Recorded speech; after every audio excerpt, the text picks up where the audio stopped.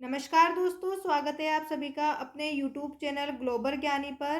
काफ़ी समय से आप मुझे कमेंट करके कह रहे थे कि मैम हमें हमारा पेपर बता दीजिए कक्षा 7वीं हिंदी का। तो यहाँ पर मैं आपके लिए राज्य शिक्षा केंद्र मध्य प्रदेश भोपाल वार्षिक मूल्यांकन 2026 विषय हिंदी कक्षा 7वीं का पेपर लेकर आ चुकी हूँ।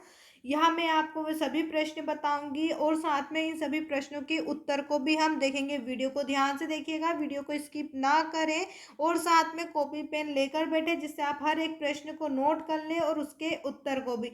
ये प्रश्न उत्तर आपके लिए वेरी इंपॉर्टेंट है, तो सभी प्रश्नों को ध्यान से देखिएगा। तो चलिए बिना किसी देरी के शुरू करते हैं। कक्षा 7 वार्षिक परीक्षा विषय हिंदी का पेपर है। सबसे पहले यहाँ मैं बता दूं, आपका समय 2.5 घंटे का रहेगा। 60 नंबर का आपका पेपर रहेगा, ठीक है।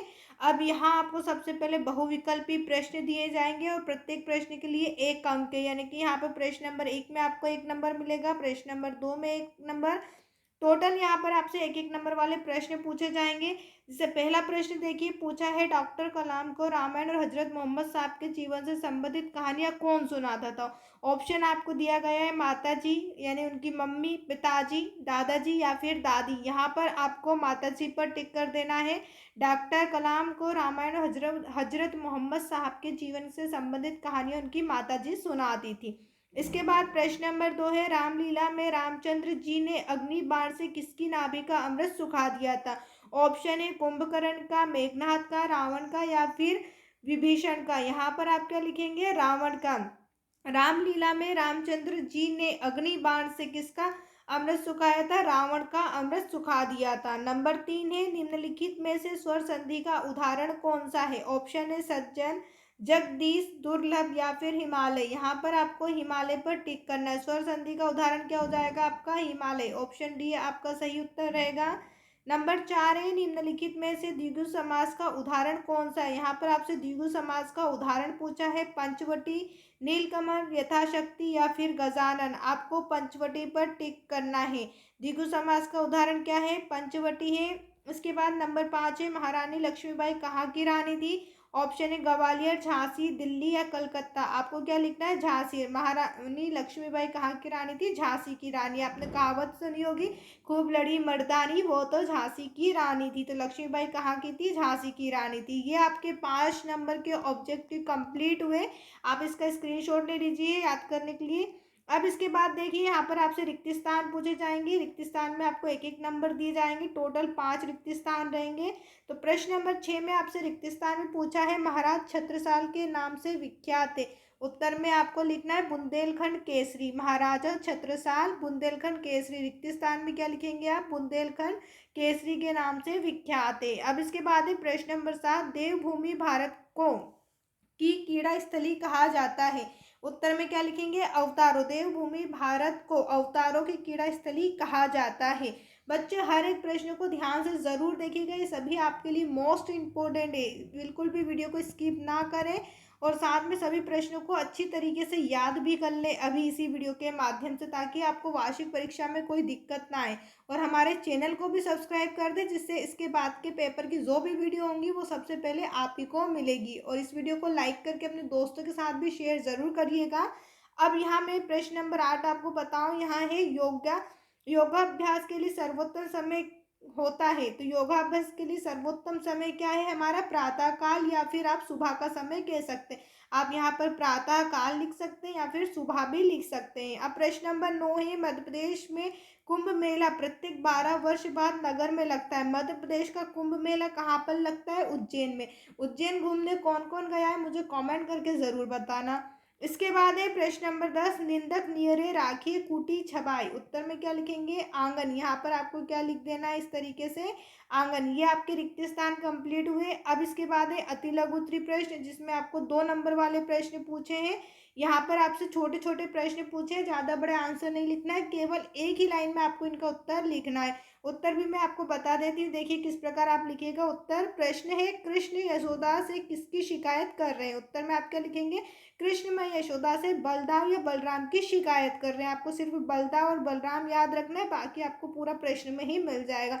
अच्छे से याद हो गया होगा किसकी शिकायत कर रहे हैं, बलदाव या बलराम की, ठीक है। अब इसके बाद है प्रश्न नंबर 12, नींव रखना मुहावरे का वाक्य प्रयोग कीजिए। नींव रखना मुहावरे का आपको वाक्य में प्रयोग रखना। नींव रखने का मतलब क्या होता है? कार्य की शुरुआत करना, किसी भी कार्य की शुरुआत करना। जैसे मान लीजिए आप पढ़ाई कर रहे हैं तो पढ़ाई की शुरुआत करना, या फिर आपने घर बनाया उसकी शुरुआत करना, किसी भी काम की शुरुआत करना। नींव रखना मतलब क्या होता है? कार्य की शुरुआत करना। हमारे पूर्वजों ने भारत की स्वतंत्रता की नींव रखी। अब इसके बाद प्रश्न नंबर 13 है, गुरु नानक देव का शिष्य लहणा किस नाम से प्रसिद्ध हुआ था? उत्तर में आप यहाँ पर क्या लिखेंगे? गुरु नानक देव का शिष्य लहणा बाद में गुरु अंगद के नाम से प्रसिद्ध हुआ। क्या नाम याद रखना है आपको? गुरु अंगद। पूरा प्रश्न आपको यहीं पर मिल जाएगा, सिर्फ आपको गुरु अंगद नाम याद रखना है। ठीक है, सभी प्रश्न अच्छे से याद हो रहे होंगे। पहले में बलदाव या बलराम, दूसरे में आपको क्या याद रखना है? कार्य की शुरुआत, तीसरे में गुरु अंगद याद रखना है। अब प्रश्न नंबर 14 है, काव्य में रस किसे कहते हैं? उत्तर में आप क्या लिखेंगे? काव्य को पढ़ने, सुनने या देखने से पाठक, श्रोता, दर्शक को जिस अलौकिक आनंदमयी अनुभूति होती है उसे काव्य रस कहते हैं। इसे मैं समझा दूँ। काव्य को पढ़ते, जैसे आप कोई सी कहानी पढ़ते हैं, कोई सा चुटकुला आप पढ़ते हैं तो आपको हंसी आती है, तो ये आपके क्या हो गए? पढ़ने। सुनने, जब भी आप किसी से कुछ भी बातें सुनते हैं या कोई आपको जोक सुनाता है उसको सुनने में आपको आनंद मिलता है। देखने में आप कार्टून देखते हैं, कॉमेडी वीडियो देखते हैं, तो यहाँ पर आपको समझ में आ गया किसी चीज़ को पढ़ते समय हमें मज़ा आ रहा है या सुनते समय उस चीज़ को हमें मज़ा आ रहा है, या देखते समय जैसे कार्टून हम देख रहे हैं या कोई सी मूवी हम देख रहे हैं उसे देखते समय हमें जो मज़ा आता है, यानी श्रोता। श्रोता मतलब क्या होता है? सुनने वाला। और दर्शक मतलब क्या होता है? देखने वाला, यानी कि जो सुन रहा है, जो देख रहा है, उसे जो आनंद आ रहा है उसे हम क्या कहते हैं? काव्य का रस कहते हैं। ठीक है, अब इसके बाद प्रश्न नंबर 15 है, तात्या के चरित्र की कोई दो विशेषताएं लिखी। यहाँ पर आपको तात्या के चरित्र की दो विशेषताएं बतानी है। पहला, वह एक महान वीर सपूत थे, और दूसरा, वे युद्ध सैन्य से जुड़े कामों में काफी रुचि लेते थे। प्रश्न नंबर 16 है, निम्नलिखित शब्दों के दो दो पर्यायवाची शब्द। पहला आपको लिख देना है सूरज और दिनकर, पानी का पर्यायवाची आप लिख देंगे जल और नीर। ये सभी प्रश्न आपसे 2 नंबर में पूछे गए थे। इन सभी प्रश्नों के उत्तर जो है आपको 2-2 नंबर के अंक मिलेंगे। अब इसके बाद है लघु उत्तरीय प्रश्न, जो आपसे 3 नंबर में पूछे जाएंगे। गौरैया कविता में आए कोई 6 ध्वनि पुनरुक्ति वाले शब्दों को लिखिए। जो आपने गौरैया कविता पढ़ी है, ध्वनि रुक्ति यानी कि जो ध्वनि से निकलते हैं, बार बार पुनरुक्ति वाले होते हैं, वो शब्द आपको यहाँ बताने। जैसे चुन चुन, तिनके तिनके, अंग अंग, फर फर, च्यूं च्यूं, फूला फूला, सर सर, मरमर और हिला हिला। ये कैसे एक जैसे हैं, यानी कि पुनरुक्ति वाले शब्द। ये शब्द आपको लिखकर बताना है। इसके बाद है प्रश्न नंबर 18, मध्य प्रदेश की प्रमुख जनजातियां कौन सी हैं? तो यहाँ पर हम उत्तर में लिखेंगे मध्य प्रदेश की प्रमुख जनजातियां भील, गोंड, बेगा, कोरकू, भारिया, कोल और सहारिया आदि है। कौन सी बतानी है? भील, गोंड, बेगा, कोरकू, भारिया और कोल और सहारिया, ये सभी जनजातियों के नाम आपको याद रखना है। अब है प्रश्न नंबर 19, यौगिक क्रिया में बंध और मुद्राओं का क्या महत्व है? तो यहाँ पर हम लिखेंगे यौगिक क्रियाओं में बंध और मुद्राएं प्राणिक ऊर्जा को नियंत्रित, संतुलन और सुषुम्ना नाड़ी और मोड़ने में महत्वपूर्ण भूमिका निभाती हैं। इसके बाद प्रश्न नंबर 20 है, वीरता कलंकित ना हो, सुशोभित, तो इसके लिए कौन से कार्य करना चाहिए? तो यहाँ हम उत्तर में लिखेंगे वीरता तभी कलंकित होती है जब हम अपने कर्तव्य के पालन के पीछे रहते हैं। कर्तव्य पालन से मिलने वाली सफलता वीरता को सुशोभित करती है, इसलिए मातृभूमि की आज़ादी की रक्षा के काम में अड़िग बना रहना चाहिए। वीरता कैसे कलंकित हो जाएगी? जब हम अपने कर्तव्य से पीछे हट जाएंगे। जो हमारा कर्तव्य, जैसे हमारा कर्तव्य कि हमें गंदगी हमारे शहर में, हमारे गांव में, हमारे घर के आसपास कहीं गंदगी नहीं करना चाहिए, तो इस तरीके से हम अगर हमारे कर्तव्य से पीछे हट जाएंगे तो हमारी वीरता क्या हो जाएगी? कलंकित होगी। अब इसके बाद प्रश्न नंबर 21 है, अष्टांग योग के अंक। तो यहाँ पर आपको 8 अंक बता देने हैं।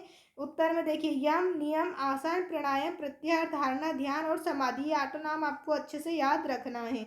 अब प्रश्न नंबर 22 है, अपनी शाला के प्रधान पाठक को 2 दिन के अवकाश के लिए प्रार्थना पत्र। तो यहाँ पर प्रार्थना पत्र में पहले क्या लिखेंगे? सेवा में स्कूल का प्राचार्य को लिख देंगे श्रीमान प्राचार्य महोदय। इसके बाद स्कूल का नाम, विषय में क्या लिखना है? 2 दिन का अवकाश। देखिए यहाँ पर ये लाइन आपको खुद को दी हुई है, 2 दिन के लिए अवकाश प्रार्थना पत्र। ये लाइन तो आपको यहीं से देखकर लिख देनी है विषय में। ठीक है, अब मान्यवर सविनय निवेदन है कि मुझे कल शाम से तेज बुखार आ रहा है, डॉक्टर ने मुझे 2 दिन तक घर आराम करने की सलाह दी है, अतः आप मुझे 2 दिन की छुट्टी देने के लिए कृपा करें, सदा आभारी रहूँगा, धन्यवाद। अपनी दिनांक लिखना है पेपर की, आपका आज्ञाकारी, आपका नाम और आपकी यहाँ पर कक्षा हो जाएगी। ठीक है, आप इसका भी स्क्रीनशॉट ले लीजिए और चैनल को भी सब्सक्राइब कर दीजिए। अब इसके बाद देखिए दीर्घ उत्तरीय प्रश्न, यहाँ पर आपसे 5 नंबर में पूछे जाएंगे।